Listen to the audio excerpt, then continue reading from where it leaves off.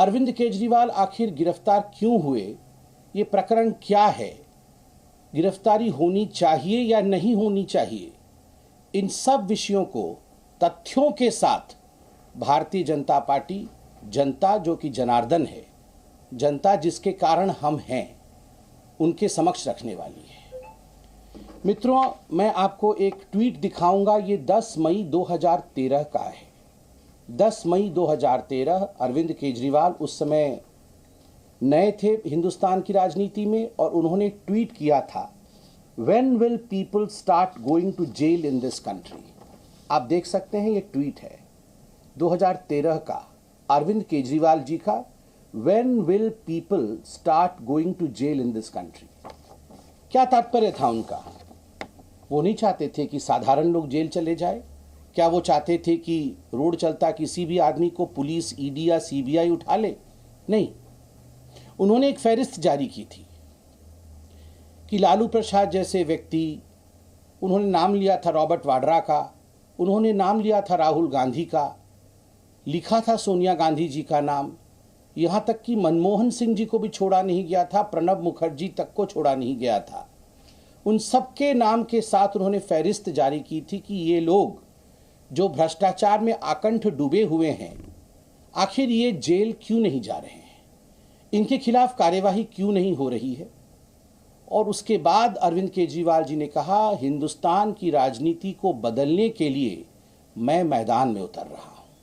जहां भ्रष्टाचार होगा वहां अरविंद केजरीवाल जिस प्रकार शहंशाह उतरते थे ना रात के अंधेरे में, और कहीं पाप होता था, कहीं भ्रष्टाचार होता था, कहीं गुंडागर्दी होती थी तो शहंशाह उसे समाप्त कर देते थे, वो जो मूवी आई थी। उसी प्रकार अरविंद केजरीवाल कुछ उस किस्म से नीचे उतरे थे कि वो शहंशाह बन के आएंगे और भ्रष्टाचार को समाप्त कर देंगे। अन्ना हजारे जैसे दिग्गजों का भी उनके ऊपर आशीर्वाद था। बाद में अन्ना हजारे जी ने ही अरविंद केजरीवाल के खिलाफ चिट्ठी लिखी। 2013 में जो प्रश्न अरविंद केजरीवाल जी ने पूछा था कि भ्रष्ट लोग जेल कब जाएंगे, आज एक मैं छोटा सा कार्यकर्ता हूं भारतीय जनता पार्टी का, मैं कह सकता हूं कि 10 वर्षों के शासनकाल में इस देश ने एक बहुत बड़ा परिवर्तन देखा। ये जो बड़े बड़े राजनेता सोचते थे कि हम कुछ भी करेंगे, करोड़ों खरबों का घोटाला कर लेंगे और हम एक परिवार की तरह रहेंगे, मैं तुम्हारा पीठ खुजाऊंगा, तुम मेरी पीठ खुजाना, और हम में से कोई जेल नहीं जाएगा, हम सब बच के रहेंगे, ये अब नहीं होने वाला है। Mister Kejriwal, people are going to jail and if you are corrupt, people will continue to go to jail. अगर आप भ्रष्ट हैं तो आप जेल जाएंगे। अब की रीत अलग है, अब की नीत अलग है। आखिरकार अरविंद केजरीवाल जेल क्यों गए, उन्हें गिरफ्तारी उनकी क्यों हुई, क्यों गिरफ्तार करना पड़ा? लिकर स्कैम, शराब घोटाला। ये शराब घोटाला दिल्ली का क्या घोटाला है, कब शुरू होता है, इसकी टाइमलाइन और जिसे हम कहते हैं क्रोनोलॉजी क्या है? नवंबर 2021 में अरविंद केजरीवाल अनाउंस करते हैं कि हम एक न्यू एक्साइज पॉलिसी, अर्थात दिल्ली में एक नया शराब नीति लेकर आएंगे, आबकर नीति लेकर आएंगे, एक्साइज पॉलिसी। तो उसके बाद दोबारा से 21 नवंबर 2022 को वो सरकारी गवाह बने और उसके बाद ही, माफ कीजिएगा, जून 2023 में शरद चंद्र रेड्डी सरकारी गवाह बन गए और नवंबर 2023 में, यानी कि सरकारी गवाह बनने के बाद, उन्होंने 25 करोड़ के इलेक्टोरल बॉन्ड औरोबिंदो फार्मा ने खरीदे जो भारतीय जनता पार्टी को दिए गए। कहने का मतलब यह है, एक आरोप तो अरविंद केजरीवाल जी की आम आदमी पार्टी पे है कि मनी ट्रेल नहीं है, ईडी मनी ट्रेल नहीं दिखा पा रही कि पैसा आम आदमी पार्टी के पास आया। मनी ट्रेल तो भारतीय जनता पार्टी तक पहुंच रहा है, इलेक्ट्रॉनिक मनी ट्रेल है, साबित है।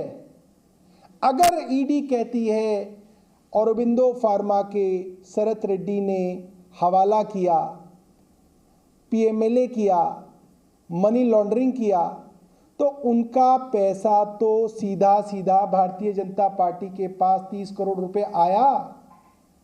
प्रोसीड्स ऑफ क्राइम तो भारतीय जनता पार्टी के पास जा रहा है, सबूतों के साथ जा रहा है, सुप्रीम कोर्ट के हवाले से आ गई ये बात, और आरोपी अरविंद केजरीवाल को बनाया जा रहा है। Money trail Bharatiya Janata party तक जा रही है। मैं नहीं जानता कि कोर्ट आज इन चीजों को देख रहे हैं नहीं होता है। मनीष सिसोदिया डिप्टी सीएम के घर में, और 22 अगस्त 2022 को ईडी फाइल करती है केस मनी लॉन्ड्रिंग केस में कि बहुत बड़ा घोटाला हुआ है, मनी लॉन्ड्रिंग हुई है, पैसे इकट्ठे किए गए हैं गैर कानूनी तरीके से। कैसे? कार्टेलाइजेशन अलाउ किया गया है। ये शराब कंपनियों का जो एक जत्था बनाया गया है जो आपस में एक दूसरे को कैसे फायदा पहुंचा सकते हैं, इसके लिए एक्साइज पॉलिसी में प्रावधान किया गया।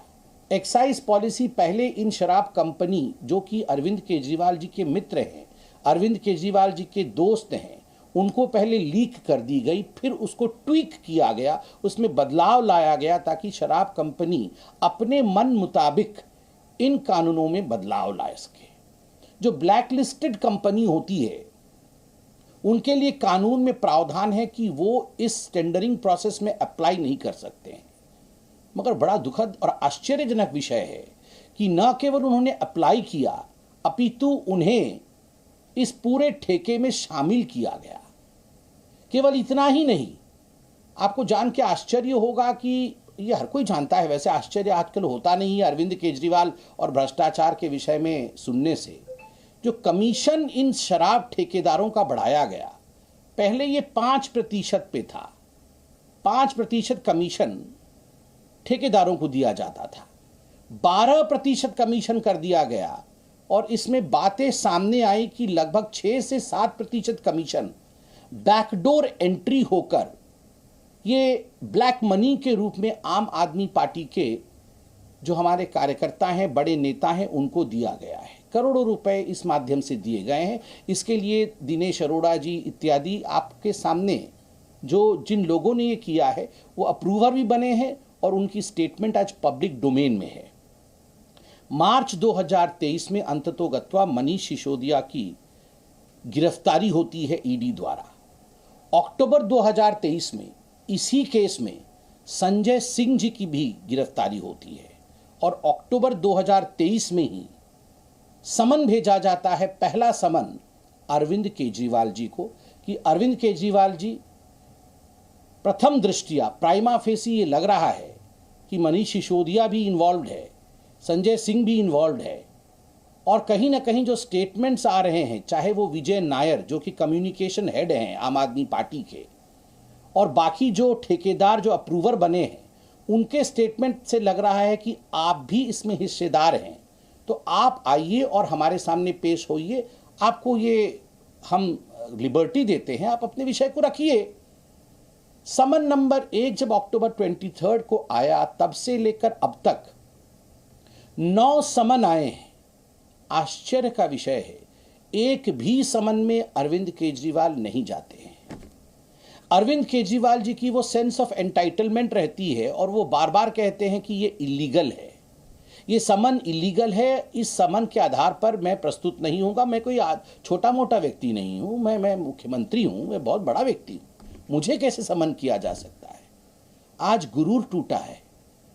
इस देश का कानून कहता है, चाहे मुख्यमंत्री हो चाहे आम आदमी हो, यदि आपने कानून के मुताबिक काम नहीं किया है, कानून को तोड़ा है और समन किया जाएगा, तो आपको समन का सम्मान करना है, आपको आके प्रस्तुत होना है। अरविंद केजरीवाल नहीं आए, बीच में क्या हुआ आप देखिए। मनीष सिसोदिया और संजय सिंह, इन सारे विषयों को लेकर कई बार, ऐसा कोई कोर्ट हिंदुस्तान में बाकी नहीं है जिन कोर्ट में सुनवाई नहीं हुई इनकी बेल को लेकर और शराब घोटाले के विषय को लेकर। मुझे लगता है हम तो पॉलिटिकल पार्टी के प्रवक्ता हैं, हमारे ऊपर बायसनेस का आरोप लग सकता है कि चलिए आप बीजेपी से प्यार करते हैं, आम आदमी पार्टी आपकी ओपोनेंट है, आप तो बायस्ड बयान देंगे। But the courts are not biased. I have statements of the court in my hand. What does the court say in case of Sisodia's bail? Mr. Sisodia played the most important and vital role in the criminal conspiracy and had been deeply involved in formulation as well as implementation of the said policy to ensure achievement of objectives of the said criminal conspiracy. Court कहती है कि जो सिसोदिया साहब है, एक criminal conspiracy हुआ दिल्ली की जनता को लूटने का, और इस क्रिमिनल कॉन्स्पिरेसी में सिसोदिया साहब संलिप्त है। सिसोदिया साहब को बेल नहीं दिया जा सकता है और क्रिमिनल कॉन्स्पिरेसी में वो अक्यूज्ड है। आप सोचिए, ये दिल्ली की कोर्ट कहती है, ये छोटा विषय नहीं है। दिल्ली हाईकोर्ट क्या कहता है? दिल्ली हाईकोर्ट कहता है allegations are very serious in nature. जब बेल को रिजेक्ट किया गया और सारे तथ्यों को देखा गया, तथ्यों के आधार पर सुनवाई हुई, तो दिल्ली हाईकोर्ट ने बड़े स्पष्ट शब्दों में कहा these allegations are very serious in nature. इतने सीरियस एलिगेशंस हैं और आम आदमी पार्टी नाटक नौटंकी करने में लगी है। Should there be an investigation, a fair investigation on allegations that are serious, और should there be high drama, high voltage drama on allegations that are serious? This is for the people of Delhi and this is for the people of the country to decide. Investigation महत्वपूर्ण है या drama महत्वपूर्ण है जब allegations बहुत serious हैं? ये हिंदुस्तान के लिए सोचने का विषय है।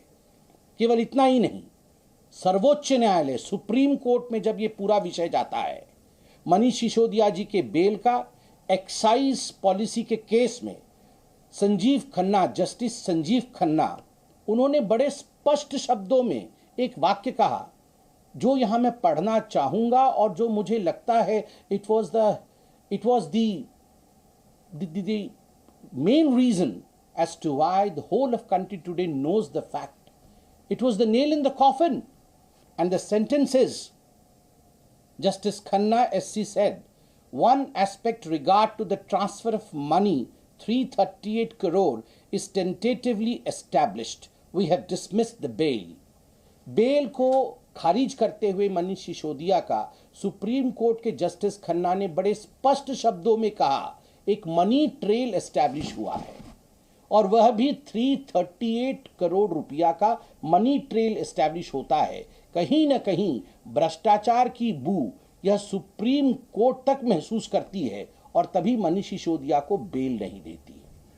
जिस देश के सर्वोच्च न्यायालय ने मनी ट्रेल के बारे में बात किया, आप बताइए क्या वो व्यक्ति गिरफ्तार होना चाहिए या नहीं?